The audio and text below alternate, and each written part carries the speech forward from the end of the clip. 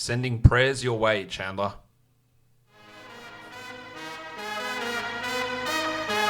You are Locked On Fantasy Basketball, your daily fantasy basketball podcast, part of the Locked On Podcast Network, your team every day.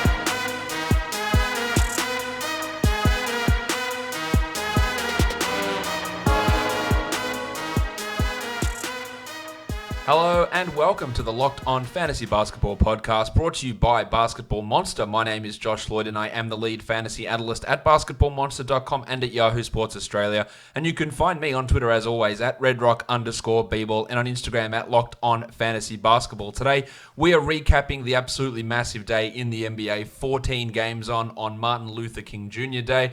All teams, bar the Mavericks and the Clippers, played, so we're going to recap all of that action and then look at some injury news. Not going to do a DFS preview for the one-game slate tomorrow. You can check out projections for that over on Basketball Monster. Michael Bolton.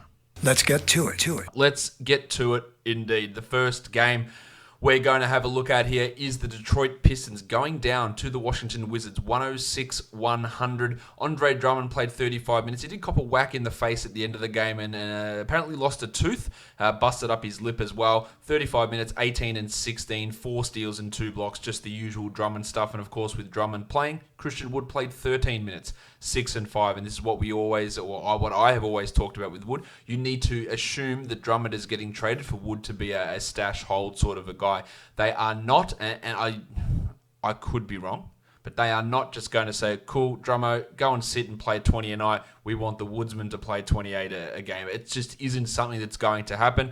Maybe Drummond gets dealt. Maybe he doesn't. You have to be in a situation where you can ride out the poor performances from the crucifix to hold on in the hope that Drummond gets traded and in the hope that Casey starts him and in the hope that he gets starters minutes. All those things need to come to fruition, so there are genuine risks involved with it. I've talked about this on the show plenty of times as well. Tim Frazier, he goes to teams. For some reason, the coach gets excited. They start him. They play him 30 minutes. It lasts 2 games, and the minutes come down. They come down. Then he goes out of the rotation. And then 3 weeks later, he comes back in, and the same pattern happens. And we're seeing it again now. They made a change, the Pistons. They put Derrick Rose as the starter, and then we got 24 minutes a night of Tim Frazier for some... I've got no idea what the reason is. Today, he's back down to 11, and he's going to be back out of the rotation again. It just is a consistent pattern. No coach seems to realize that this guy just can't do it at an NBA level, and it continually happens. And I don't understand it. But it was good for our boy, the Shark, Bruce Brown. Baby shark, do-do-do-do-do. Because he got his minutes back up, 26 minutes, 7 points, 4 assists, the 1-1. I am worried about where the value goes once Reggie Jackson is back. I think he's going to suffer a bit. While Derrick Rose, it looks like the minutes restriction is gone. 21 points in 34 minutes, 21 shot attempts with 2 steals. The peripherals aren't great for him, but the points obviously are really strong. While Tone Snell also got things going. 16 points with 4 triples from Tone Snell. That is one of those ones where you just don't see it happen all that often. Markieff Morris got ejected. What a shocker. 10 points in 18 minutes for Markieff. Well, Mikhailuk hit 2 threes. That's what he's good for as a 3-point streamer. And Sekou Doumbouya wasn't a great game for him. 6 points in 23 minutes. He's a guy that we liked adding. I liked adding, and he was providing some okay numbers. I'm not sure his upside is through the roof for this season. I do think it's pretty high long term. So if you're in a 10-team league, I don't think CQ's worth holding in those scenarios. If you're in a 12-teamer and there's a better option on the wire, I don't think you should be just holding on to him and just hoping that everything starts coming together, because in all likelihood, he's probably just going to hover in that 100 to 150 type range for the most of the rest of the season, which isn't super valuable. So all I'm saying is if you want to drop him, I can see that being a move that you make. For the Wizards, they did move the tank Tom Bryant back out of the starting lineup because he was starting at power forward for no reason to the backup center role. Again, don't know what's going on there. But if we go back to last season, the Wizards, and Scott Brooks in particular, they hated playing Tom Bryant. Even when no centers was around, they just wouldn't give him minutes. It happened a little bit to begin this season with Mo Wagner taking minutes, and now Jan Mahinmi's getting the minutes. 23 minutes for Mahinmi here, 21 and 7 with 2 steals and 3 blocks. A great performance, 90% shooting. Bryant did all right himself, 13 and 6 in 22 minutes. But I don't think we're getting 30-minute Tom Bryant really back at all. Now, they do have to be careful. A big man coming back from a foot fracture type issue is always a problem. But again, just going back to that pattern of Brooks limiting him significantly last season, limiting him again now, playing him off the bench behind Mahimi, it's a real concern. And it's fair enough. It's part of the reason I talked about Bryant when talking dynasty value for him is that he's not a good defender. And he's one of those guys that I don't have long-term hope, and I don't have long-term hope that he is a starting center in the NBA. And with the Wizards' defense being as bad as it was, when Mahinmi came back and Scott Brooks saw that he could be a good defender, I think that's really what's caused this problem here. And that issue that I thought with Bryant for the next 2 years' time has come really, really quickly here. Now, he could come back and start and play 32 minutes next week. I really, really doubt that's going to happen. And the long and short of it is, in this situation, holding on to Bryant, it's pretty tough when the path to minutes is a little cloudy. Beal played 33, which is great. 29 points with 6 assists there. Well, Ish Smith, 9, 7, and 6. He's a nice 14-team league point guard. Isaiah Thomas, 5 points in 18 minutes. Didn't miss a shot, but still only played 18 minutes. And Troy Brown, just the 6 points in 25. Neither Thomas nor Brown are 12-team league guys to me. Davis Bertans, I would hold tight. It hasn't been great since he returned from the quad injury. 8 points in 23 minutes with 2 triples. While the big mitten Gary Payton continues to start. Sure, he had 4 steals, and Isaac Bonga had 2 points in his 22 minutes. Those two are starting at the 2 and the 3 for a team that just knocked off the Detroit Pistons.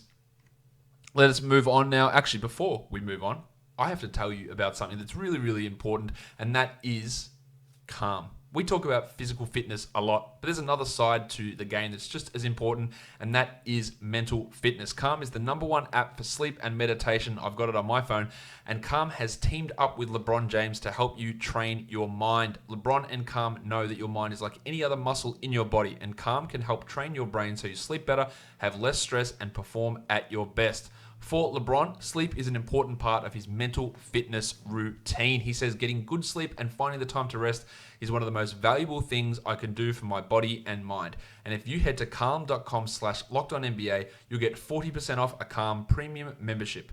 For a limited time, our listeners can join LeBron in using Calm with a 40% discount to an annual membership at calm.com/LockedOnNBA. Unlock content to help you focus, ease stress, and sleep better. Get started at calm.com/LockedOnNBA. That's calm.com/LockedOnNBA. Now, let's go across to game number 2 on the night. The Toronto Raptors and the Atlanta Hawks. A little bit of a weird one because you'd look at these scores and you go, well, it wasn't really a blowout, 122-117, but it was. And then the Hawks made a furious rush at the end of the game and the Raptors had to put their starters back in. But they were up by like 25, 30 points with about 8 minutes to go. So you'll see the minutes really low for the Raptors guys. Storm and Norman Powell, 27 points in only 25 minutes with 6 triples.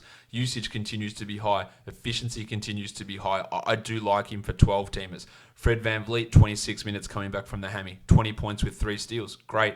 Pascal Siakam, 18 and 6 in 29 minutes. Has not been the same guy since returning from his groin injury. But again, that's solid enough. Kyle Lowry, great to see him getting low minutes. 29 minutes, 10, 4, and 7 with a steal and a block. Serge Ibaka, 24 minutes. That's 2 straight games for 24 for Serge. I think he's a 12-team drop.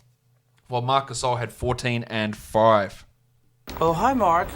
In those 23 minutes. Now, started out with a real bang when he returned from the injury, but I think getting Van Vliet back has enabled them to go with different rotations and lineups, which is going to put a bit of a ceiling on what Gasol can do. He's probably not a 10-team guy, more of a 12-team hold, while the Jedi, OG Anunoby. Hello there. I had him on my Drop podcast earlier today, and he responded with 4 points in 21 minutes.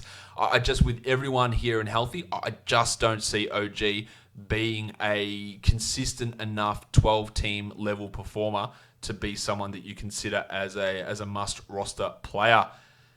Onto the Hawks. Trae Young was great. 42, 6, and 15. That is ludicrous. 21 free throw attempts and hit 18. Also ludicrous. While the Baptist John Collins finally back over 30 minutes. 17 and 11 in 37 of them. Had the 3 blocks. Not much else, but that's still really good numbers. And DeAndre Hunter put together another good performance. Now, both he and Collins fouled out. Hunter did it after 27 minutes. 13, 6, and 4 with 2 threes and 2 blocks for DeAndre.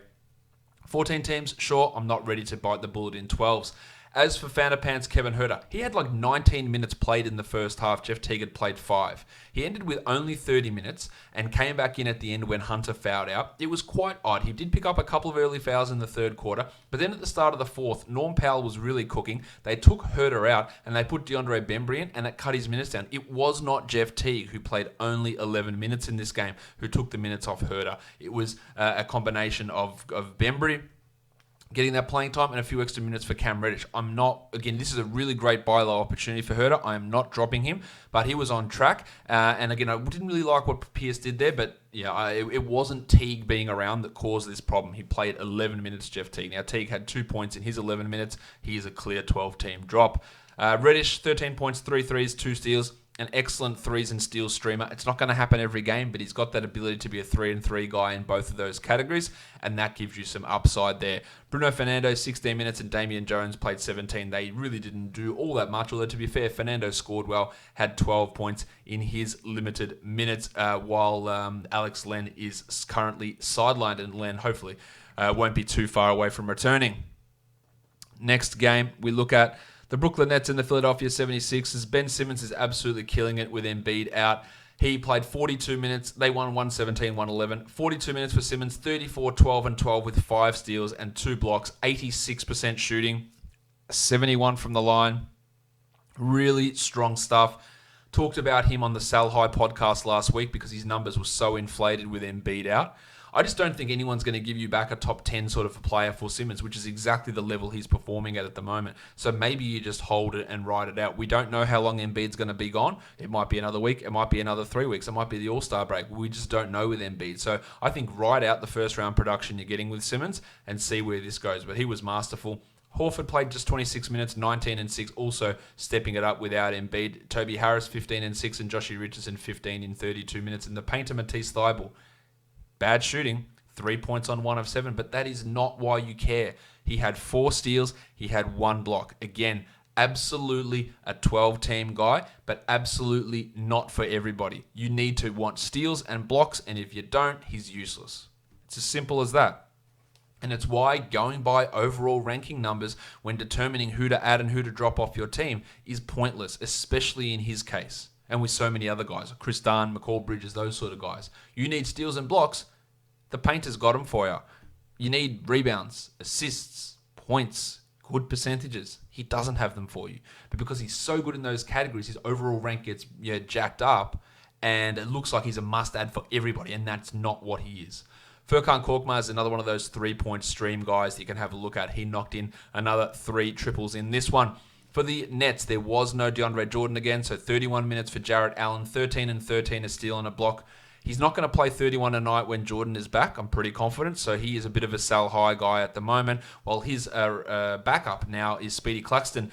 He played 17 minutes, had 15 and 4. I really like this guy. I think he's going to be strong long term. He's not going to be playing much once DeAndre is back. He did play a little bit alongside Allen in this one, but really impressive stuff. Well, one of the best games we've seen from Karis LeVert. 16, 6, and 6. Still terrible on the field goal percentage, but no Kyrie Irving did help. Now, Kyrie was out with a hammy problem, and I can understand everyone who has him, this bloody asshole, always injured. He's got a hamstring problem. It's frustrating. Everybody knows it's frustrating. He knows it's frustrating. The Nets know it's frustrating. Hopefully it's not a long-term thing, but we just have to wait and find out. LeVert, while Kyrie's out, he could be a stream guy. Otherwise, he's not going to be a must-hold player. Torian Prince, double-double, 12 and 12 with a 1-1 there. And Spencer Dinwiddie, 22, 5 and 7. Didn't help his efficiency that Kyrie was out. But those usage numbers and the overall numbers were pretty strong. Smoking Joe Harris, I don't think is a 12-teamer, 12 points in 33. While Garrett Temple got the spot start in place of Kyrie, played 20 minutes and scored 2 points. I'd say his usefulness has passed. Let's go next game. The Orlando Magic, the Charlotte Hornets. The Magic get the win pretty comfortably, 106-83. Fournier had 26 points with 4 assists and 6 triples on 71% shooting. Nikola Vucevic, 24 and 10. Big games from both of those blokes. While Terry Ross, also massive opportunities for him. With no DJ Augustin, he's going to be running that second unit in terms of getting the shots. 19 points, 5 triples, 2 steals, 31 minutes. Not for everybody. Points and threes. Throw some steals in there. Ross can help you in the short term, no doubt. Wasn't a great Markelle Fultz night, but 10, 5 and 5 with 2 steals is fine, while it was an even worse Aaron Gordon night, 6, 6 and 7. The 7 assists, absolutely. A surprise, to be sure, but a welcome one. He's been really bad this season, and I don't know where the path is for him to actually get better. It's a real concern with him, and in an 8-team league and a 10-team league, I don't think he is a must-roster player in those formats. Kem Birch started, but it was Birch and Carter Williams and Gary Clark and Weza Wundu. They all just played middling minutes in the teens, replacing Johnny Isaac. For the Hornets, it was a rough night. They shot 38% overall. Paul Washington Jr., 19-7 with 4 triples. Good on 58% shooting. I worry about his shooting because it's all over the place. So you have 30% nights and 70% nights. And I just worry that so much is influenced by that. But yeah, he is a must-roster player, as is Devontae Graham, 15-6. And then out of nowhere, Malik Monk, who'd been out of the rotation, he replaced Marvin Williams in the rotation in this game. Scored 20 points on 62% shooting, 36% usage for Monk. Really weird one. I'd like to see it a few more times before I trust it. It was a horror night from Terry Rozier, 4 points on 0 of 6 shooting. He did have 4 assists and 2 steals, so not a complete disaster. Biyombo's gone from 25-minute starting center to 11-minute spot guys. They're running 3 centers a night with Bill Hernan-Gomez and Cody Zeller, neutralizing the value of all of those guys, while it was a shit one from Miles Bridges as well. 4 points on 1 of 9 shooting. He did block a shot. He's a fringe-ish 12-team league player at this point. Let's go on to the next game. One of the hottest teams in the NBA lost to another one of the hottest teams in the NBA. The Grizzlies go down to the Pelicans, 126-116. The Pelicans have won 10 of 14, and Zion's back next game. They are absolutely crunching towards that playoff spot in the Western Conference. Jrue Holiday returned. He's really good, 36-6 with 7 triples and 2 steals on 67% shooting. Now that efficiency won't stick. He'll lose some shots when Zion comes back, as will everybody. Ingram, Holiday, Ball, all those guys will lose some shots, but he's still really good. Ingram was slow going early, but 25, 4, and 6, 2 blocks, another 11 of 12 from the line. He just can't stop getting to the line. The usage for him is going to be interesting. I'm not advocating selling him based on Zion returning. The way he is conducting himself, you'd have to think he's still going to demand a pretty decent chunk, although he will lose, I'd imagine, 1 or 2 shots a game. With Derek Favors out, unfortunately, and Jahlil Okafor out. We got some Nicolo Melli minutes, and he played all right. 15 points in 29 minutes, 3 triples and 2 blocks. Jackson Hayes ceded the second half start to Melli. I think Melli's out of the rotation really soon. This is an interesting performance. While Lonzo Ball, Jrue was back, and it's not that Jrue was back that Lonzo's numbers were off, because he shot 2 of 9 from the field. Again, as I like to do, make it 4 of 9, give him an extra 2 points, and that's extra 4 points. That's 12, 9, and 5 with 2 steals and 2 threes, and it's fine. That's a really good line. 8, 9, and 5 with 2 steals doesn't look as good, but again, 22% shooting, and he's not a good shooter. He's also not a 22% shooter, so he would be better than that. JJ Redick, just the 22 minutes, not a 12-teamer. Jackson Hayes, he's not going to be a 12-team league guy this season, 5 and 6 in his 19 minutes, while the hitman Josh Hart had 10 points in 17. For the Grizzlies, another big Dylan Brooks game. Strong stuff from him. 31-9, 3 triples, 4 assists and 2 steals. And over the last month, his normal 42% shooting has skyrocketed to 46, 47%, and that is making a big difference to his production. It's helping his minutes go up, and he is a 12-team league guy. It could fall off at any time, but it's really, really good from him at the moment. Morant had 16 points with 9 assists, and Triple J had 19 with 3 threes and 2 blocks. A low minutes night for Valanciunas, 14 and 11 in 21, but I wouldn't panic too much about that. We also had D'Anthony Melton get his standard 10 points, 2 steals in 23 minutes. He's a back-end guy who is a high upside bloke who's not likely to reach that upside anytime soon, unfortunately. Jay Crowder, he's got to have it. Sometimes may be good, sometimes may be shit. Man, when he plays bad, he is terrible. 2 points in 18 minutes on 1 of 8 shooting. Only 18 minutes as a starter. Just really confusing stuff from this guy. Almost game in, game out. It beggars belief that he can be as inconsistent. And he'll go out and drop 50 on the Clippers like he did the other day. It's just really, really crazy stuff, the way that his production is toing and froing the way it is. The New York Knicks beat the Cavs comfortably, 106-86. Mitch Robinson. And Mitch Robinson says, I'll take it from here. He took 1 shot. Now that is putrid, but 4 blocks gets it done. He had 1 steal. He hit both his free throws, 6 boards, 1 shot. He needs to be more involved, but again, an encouraging sign is the blocks, and it's the 27 minutes, and it's the fact that he had 1 foul in those 27 minutes. Things are coming along for him. He's a must-roster guy, and I think it's going to turn around for him. 9, 6, and 8 for Lord Alfred Payton with a steal and 2 blocks, strong enough for 12s, or Julius Randle, 19 and 9, but nobody even needed to play 30 minutes in this game. Marcus Morris, dealing with an ankle injury, 19 points in 30 minutes, while Reggie Bullock is a 3-point streamer, 12 points for 2 triples, while Rowan Barrett is out. Damian Dotson came back into the rotation. Last game, he was excised for Alonzo Trier. He played 21 minutes here and had 12 and 5, another 3-point stream option. For the Cavs, Tristan Thompson had a shit ton of rebounds, 22 of them in fact, with a steal and a block and 13 rebounds. He's like a DeAndre Jordan, but a better version of DeAndre Jordan in that he's a stream option for rebounds. He probably is a 12-team league guy at the moment, but again, there's so much fluctuation in what he does. Colin Sexton was pretty poor. He had a couple of early assists, ended up with 17, 5, and 4 in a 1-1, but 30% shooting was rough. But he is still a must-roster guy who has taken some leaps forward in areas this season. Love had 12 and 9, while it wasn't a great night from Garland either. 11, 3 and 3, and shot 20% on 20 attempts. That is really, really bad. I would still be holding him. 28 minutes for Larry Nance, massively encouraging. Now, there was no Ante Žižić. There was no John Henson, and weirdly, Alfonso McKinney was out of the rotation as well. Actually, his 10-day might have expired. I'll check on that.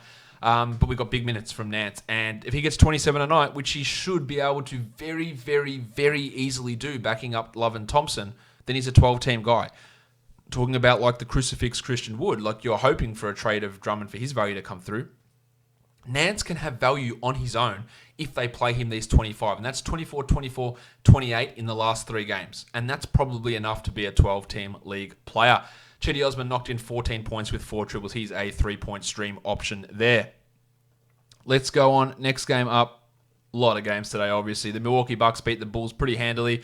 98-111. They went with that small lineup with Larry Markkinen at center again, not to start off with, but Luke Cornett played only 15 minutes and Chris Felicio only 12. But instead of Chandler Hutchison at the 4, it was Thad Young, who played 28 minutes and had 14 and 6, 2 steals, 2 blocks, 4 triples. That's a lot of triples for Thad Young. Good defensive numbers. If this is what they're going to go to, then Young is absolutely a 12-team league guy. I'm just not sure that he will. An off-efficiency night from Levine, but still 24 points with 5 rebounds and 3 steals, and great from the line. While Chris Dunn, anytime he gives you points, it's a bonus. 15 of them here. 3 triples and 3 steals. That's what we come for. The 3 steals makes him a 12-teamer. Satoransky, pretty poor. 7 points on 27% shooting. I think in a 10-teamer, you consider him expendable. I'd still hold in 12s. 4 assists there. Kobe White, 7 points in 25 minutes while marking it. It's a real buy low opportunity because he's shit. At the moment, he's also not being used very well, but 8 and 8 in 31 minutes. No assists, no threes, no steals, no blocks. 2 of 11 shooting for 18%. It doesn't get much worse than that for Markkinen. He's way off. The usage is low. There's so many weird things going on. He's also not playing that well. I don't think he's all that good, but he's definitely better than this. So it's a bit of a buy low opportunity for him. On to the Bucks. Gianni's good, 28, 14, and 10, as is Chris Middleton, 24, 6, and 6. But the Eric Bledsoe buy low window is still open. 7 points in 29 minutes for Bled here. Not great. 4 rebounds, 2 assists. Still 29 minutes, but just a weirdly low usage run from Bledsoe here. I'm still holding him. We also had Kyle Korver play 22 minutes. He had 12 points with 2 triples there. Is nothing to really see. While DiVincenzo saw his minutes cut a little bit, but still had 4 assists, still had a steal. Much like DeAnthony Melton, there's 12-team value in it, but there's absolutely no upside. Not much else to really talk about with his Bucks team. Brook Lopez blocked his shots. 3 blocks there, but shot poorly. 3 of 10 from the field. Next game, we look at Russell Westbrook and the Houston Rockets. Go down to the Oklahoma City Thunder because Chris Paul's really, really good. 28 and 8 for Paul, 4 triples, 2 steals, and a block. So far, he's been one of the draft day steals. Hopefully, he can stay healthy. You could get him in the 50s, sometimes 60s in drafts. He is putting up great numbers. Same as the Italian cock, Danilo Gallinari. Hands off my cock! A little bit of a slow start to the season for Gallo, but he is rolling. 25 and 13, 7 of 7 from the line, and these guys really haven't had injury problems this season. Gilgeous-Alexander, 13 and 10 with 3 steals. Great. Schroeder, 23, 5 and 4. Great. This team was fantastic in this game. They were without Terrence Ferguson and Nerlens Noel and lost Steven Adams after 2 minutes. So we had Mike Muscala playing 25 minutes. We had Lugens Dort play 32 minutes. Bort? Oh, come on, Bort? Mommy, buy me a license plate! No, come along, Bort. Are you talking to me? No, my son is also named Bort. I don't know when I'm going to have another opportunity to play that, but Dort played 32 minutes, had 8 points and 2 assists, and played pretty well out there, but it's not a long-term solution for anybody. Muscala had 1 point in his 25 minutes, so hopefully Adams and Noel, or Noel, are able to come back. Of course, Nerlens should be a 12-team league guy regardless of Adams' status. For the Rockets, Russell Westbrook, a big triple-double, 13, 11, and 12. He's now scored 30 points in 5 consecutive games, 38 minutes and 67% shooting. Weird that he missed his only free throw, but a massive game from Russ. A bad game from Harden, but still got to 29 points. He was 1 of 17 from 3, Jimmy. He ended up shooting 31% overall. Still had 9 rebounds, 6 assists, and a triple-1, but obviously not a great performance. And Capella only the 25 minutes. With Muscala out there, they went with different sort of lineups. 41 minutes for PJ Tucker. Again, 2 games ago, they want to keep PJ to 30 minutes. Cool. That's 35 and 41 in the next 2 games, you liar, D'Antoni. While Benny McLemore started again, played 20 minutes. He's not even getting 25 minutes a night as a starter. Dan House stepped up, played 36 minutes. They went with the House at the 4, Tucker at the 5 lineups. 13 and 6 for House with 2 steals and 3 blocks. That's harkening back to what he did at the beginning of the season. He's not a must-roster guy, but he's absolutely just a watch guy in a 14-teamer at least and see where this goes. Can he take those minutes back off McLemore from where he had them earlier in the season? The next game, we look at the Miami Heat. They get the win over the Kings in overtime, 118-113. Budrick Hield was great. 43 minutes, 27 and 7, 3 steals, 2 blocks, 5 triples, while Nemanja Bjelica had 22 and 6 in 37. And as long as Holmes is out, Bjelica's putting up numbers. Bagley was great as well. This is as Bagley a line as it gets. 15 and 15 with 2 assists and a steal. No blocks, no threes, didn't get to the line. That's just a really Bagley line, while Fox had 14, 2 and 8. And encouragingly, 34 minutes from Bogdan Bogdanovic. 14, 2 and 2, a steal and a block. That's a 12-team guy. Now, what they do with Kent Bazemore is really interesting. If Bazemore comes in, will they look at him and take those minutes away from Bogdanovic, or will he take the 11 minutes that Yogi Ferrell played? You would have to think that they do that sort of a thing, but I just don't know with Walton. Harrison Barnes, the pencil. Barnesy. 11 points in 33 minutes. You know what to do. He's an absolute 100% clear-ass drop. Dwayne Dedman took Harry Giles' backup minutes as well, but that's not going to last because Holmes is going to take that back. For the Heat, there was no Jimmy Butler, no Justice Winslow, so 29 minutes from James Johnson.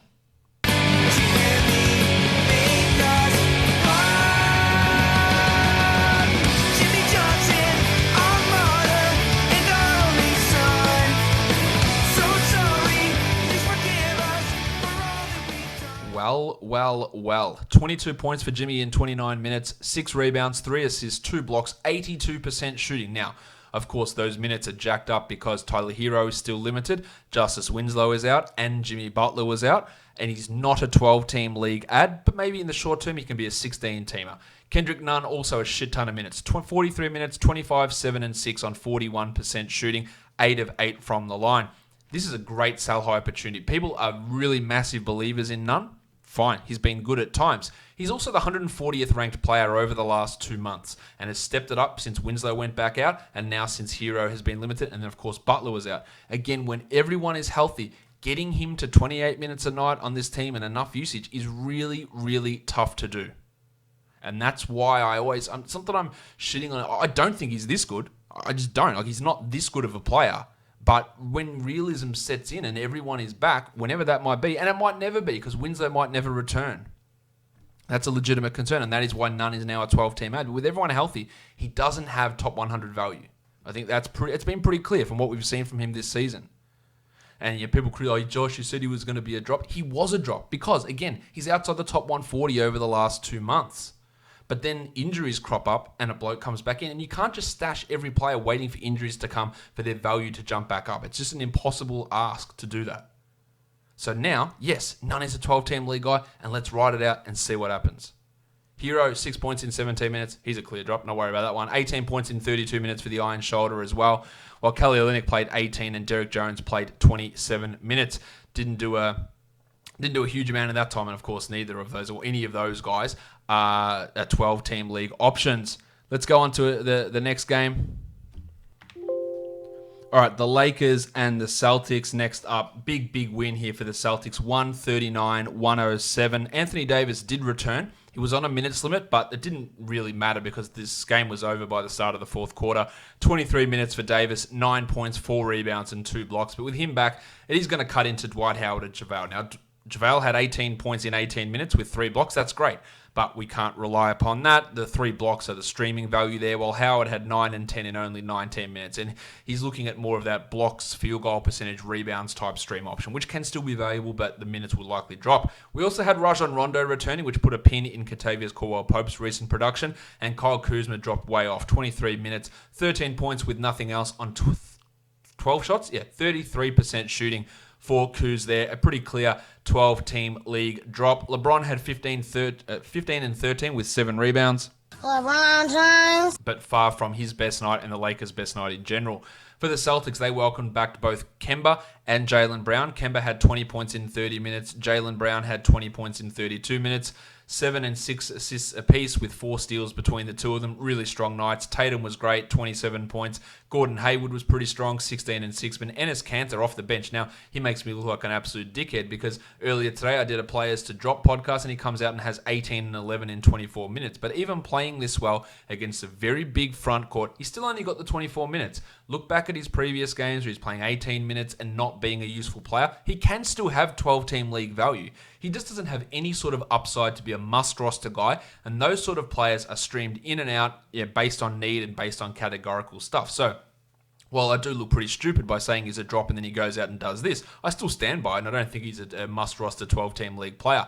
17 minutes only for Daniel Tice, 5 and 4 in those 17 minutes. Wasn't his best night, but he's still a solid enough 14-team league guy, while Marcus Smart had 9, 3 and 4. With Kemba back, it did obviously hurt his overall production, but still, 4 assists, 2 steals is enough to get it done for most 12-team formats.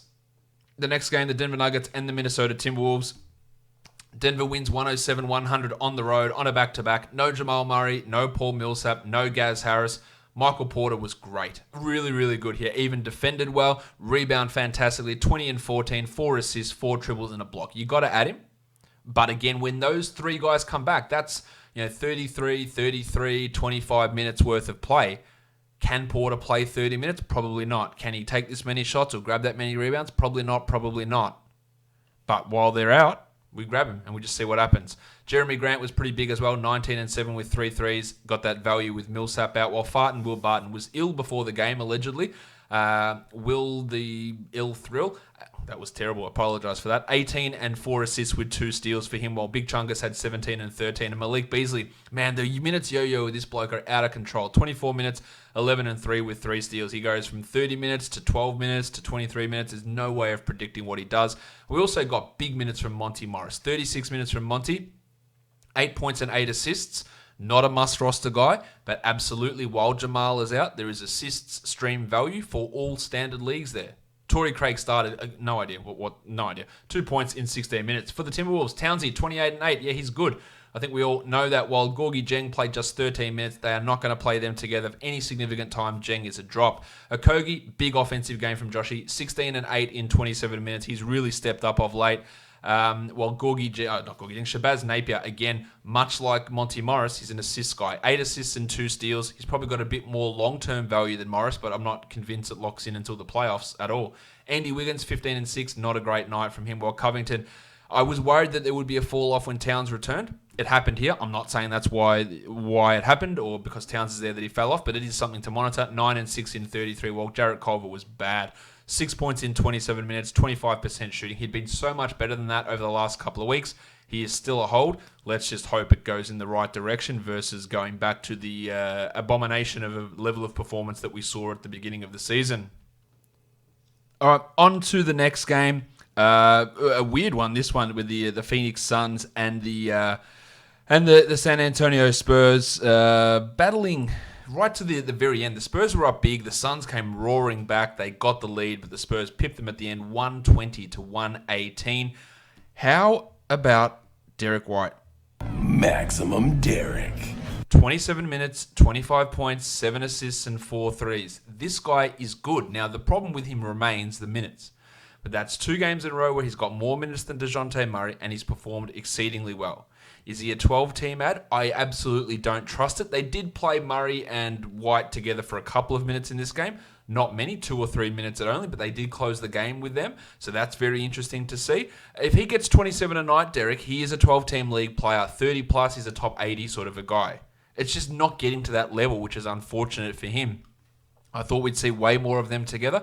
We just haven't. For now, you leave him sort of on the outside, but if you've got maybe a move to spare and you think that he's going to push in and get more of these minutes over Murray, which is a definite possibility with how these guys are playing, then you can do it. As for DeJounte, I'd hold in most cases, 10 points, 4 assists, 4 steals. 4 assists and 4 steals is still worthwhile in 24 minutes, while Bryn Forbes went bananas. 24 points with 8 triples in 33 minutes. He's not going to do that often, if at all. He had 1 rebound and 2 assists. This was one of those outlier type performances with a bunch of threes, which is not something we can rely upon. DeMar DeRozan, we talked about his field goal percentage dropping off. It has 33% here, but to his full credit, really, really good performances in other categories. 9 rebounds, 8 assists, 3 steals, keeping his value afloat, while that ridiculous 57, 56% shooting has dropped way off, as it was always going to, but big numbers otherwise. Bellinelli played 23 minutes. The drip Lonnie Walker played 18 minutes. Not much to talk about with those guys. There was no Rudy Gay. And Patty Mills looked like he was injured in this one, only played the 12 minutes, 2 points. Hopefully he's okay, but that would open up more minutes for White, theoretically, and for Walker, if Mills does happen to miss time. For the Suns, Kelly Oubre returned from his concussion. 37 minutes, 15-8. Fantastic. He started over McCall Bridges, who still played 32 minutes. It wasn't a great night from Bridges, just 4 points with 2 assists. And again, the minutes is what's encouraging. He's normally a steals guy, didn't get any here. This is a very, very down game. He's a back-end 12 guy at best. DeAndre Ayton, 39 minutes, 25 and 12, absolutely beasting at the moment, while Booker had 37, 7 and 5. But something to watch. At the end of the game, he did look like he was limping a little bit on his knee, so that's something to pay attention to. Ravishing Rick had 15, 3 and 9, while Šarić only 20 minutes with Oubre back, and that's with no Baines as well. 10 and 5, obviously. Just a very, very, very deeper league option is old Dario Šarić.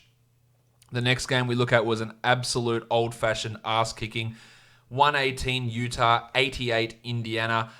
Justin Holiday, this is just a weird-ass game in terms of defensive lines. 25 minutes for Holiday, 3 steals and 5 blocks.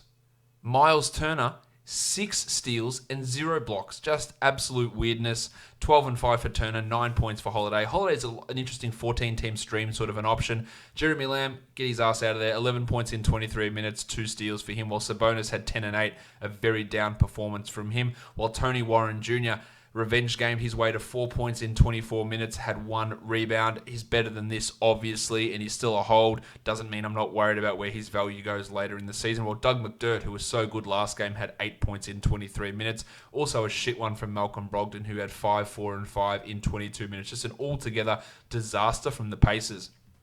For the Jazz, Rudy Gobert, 20 and 14 in 31 minutes. I've had multiple people ask me, is this a sell high for Rudy Gobert? And I look at what he's doing and I go, like, why can't he do this? 18% usage, 73% field goal. He's just doing dunks. He's dominating offensively and defensively. 1 block. Like, why can't he do this? Maybe the free throws is a little bit too high, but he is absolutely on a roll at the moment, Gobert. And it's not on shit that looks completely whack and out of order and stuff that he can't do, because these are just things that Rudy Gobert can do when everything starts to roll together. And Mike Conley came back and he looked really good. This Jazz team looks absolutely fantastic. Just for reference, Gobert's the 8th ranked player over the last 2 weeks, averaging 20 and 15 on 19% usage, 74 from the line and 70% from the line. 2.4 blocks. Like, absolutely nothing there is ridiculous from Gobert. He is putting up some big, big ass numbers. The Donovan Mitchell. He's Don. He's good. 25 points in 31, while Conley had 14 in 18 minutes. Mike Conley should not be on your waiver wire. I know he sucked at the beginning of the season. He might suck again, but you don't leave a guy like that on the waiver wire. Must roster. Jingle and Joe still hold him. 27 minutes, 6 points with 7 assists. We don't know how it's all going to work when Conley's fully back, but it's more likely going to be O'Neal than Ingles and loses those minutes, while Bogdanovic had 16 points in his 32 minutes. How about the old minivan, George Niang? 15 points. Shout out to Nate Duncan for that nickname. 20 minutes for Niang, 15 points. He's a really solid player who has significant deep league value. Deep, 18, 20 team leagues, but I don't think his spot in the rotation's going anywhere, while Manuel Mudiay is now out of the rotation with Conley back in action. And now finally on to the last game of the night, the Portland Trailblazers. They make hard work of it, but they get it done against the Warriors. 129-124 in overtime. Damian Lillard sending the game to overtime and then pulling away at the end. But the Warriors were up pretty big in this one and blow another game. Alec Burks, 39 minutes for Golden State, 33 points, 7 rebounds, 8 assists, 1 steal, 2 blocks. Really, really great stuff. He started in place of Glenn Robinson III. Of course, he's not going to be at this level. And when he could always be traded, Robinson's got to come back, Steph's got to come back, so he's going to lose a bit of value as the season goes on. But for now, he is a 12-team league guy. D'Angelo Russell had 27, 8, and 9, while Draymond Green was ill in this game, so he sat out. So the triangle Eric Paschall played 42 minutes and had 22 and 13. Not much else supporting that. And then when Green plays, he just doesn't get up to the high 20s or low 30s in minutes, making him a hard 12-team league guy to roster. Green is ill, so it doesn't appear like it's going to be a long-term thing. If you're in a luxury type situation, you can have that thought, oh, they'll just continue to sit Draymond, they're tanking, all that sort of stuff, and then Paschall will have the intermediate type good game, but I'm not sure he's really that good to hold on to in every circumstance. It appears Willie Cauley-Stein's the starting center again, 12 and 7 in 32 minutes with 3 blocks, while the Wizard Omari Spellman played only 22 minutes, which is a little bit disappointing. So Spellman's a drop. You could add Cauley-Stein in 12s if you like. I wouldn't get too excited there, while Marquise Chris had 14 and 6 in 21 minutes. Damian Lillard was fantastic, 61 points for the Blazers in his 45 minutes. That was just a ridiculous performance from Lillard in this game. Again, really carrying this team, who was without CJ McCollum as well, and Trevor Ariza still hasn't joined the squad. Not that he was providing many points, but just another body out there. Lillard had to do pretty much everything. He hit 11 threes in that total. He had 10 rebounds and 7 assists. Really, really strong numbers from Lillard. Whiteside looked like he hurt his quad early on, and then he got kneed in the balls as well, but he was able to play a lot of minutes in the end, which is obviously impressive to be able to do that. 15 points, 21 rebounds, 6 blocks there for Whiteside, so big numbers for him. Mallow played 43 and had 14 and 9 with 2 steals and a block, a totally solid line, while Anthony Simons also got big minutes, 46 of them in place of McCollum, 15 points with 2 rebounds and 3 assists, also blocked 2 shots, but that's a line that you'd hope someone could get in 30 minutes, not 46, and he's not going to have these opportunities moving forward. He just is a short-term streamer. While Gaza Trent played 41 minutes, couldn't replicate his performance from last time out, only the 11 points on 14 shot attempts. Let's move on and talk some injury news now before we wrap up today's show. Let's start with Kyrie Irving, who had to miss today's game with a hamstring injury. Hopefully it's nothing too serious, but with Irving, you just never know in terms of his ability to heal up. Nothing appears to be too drastic here, but of course it's something we need to watch. Steven Adams had to leave today's game very early on with an ankle injury. Of course, that would just really elevate Nerlens Noel and give some stream value to Mike Muscala if Noel can't go. He missed today's game as well. Jimmy Butler also out today with a hip injury. Also want to quickly touch on Chandler Parsons, who was in a car accident the other day, and we heard that he was dealing with some concussion symptoms and was going to be out. And it turns out today, it looks a little bit more serious than that he's going to have some sort of permanent injuries. He suffered a traumatic brain injury, they referred to it as. So that you would have to assume that this is going to be the end of Chandler Parsons' athletic career, which is horrible news for him. And he gets plenty of shit for signing a contract and then his knees breaking down. He didn't demand teams pay him that money. They obviously had a choice in that matter. He got the money. He was playing really well, and then his knees gave out on him. And this is obviously horrible news for anybody. So we do wish Chandler an ability not only to get back to the NBA court, but just to be able to live a full life, assuming there is nothing. And these permanent injuries aren't something that's going to impact his overall quality of life. So hopefully everything goes well for Chandler Parsons there. On a positive side of things, Zion Williamson is back. He is going to start on Wednesday for the Pelicans.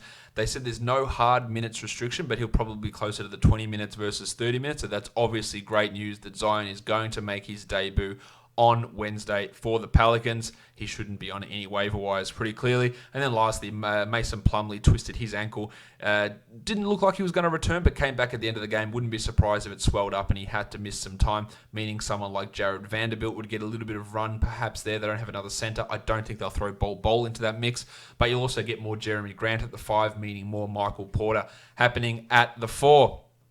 Not going to do a preview of the one game for tomorrow. You can see the projections over on Basketball Monster. Don't forget, subscribe, Apple Podcasts, Google Podcasts, Stitcher, Spotify, and on YouTube. Give me a thumbs up. Leave your comments down below. Guys, we are done here. Thank you so much for listening, everyone. See ya.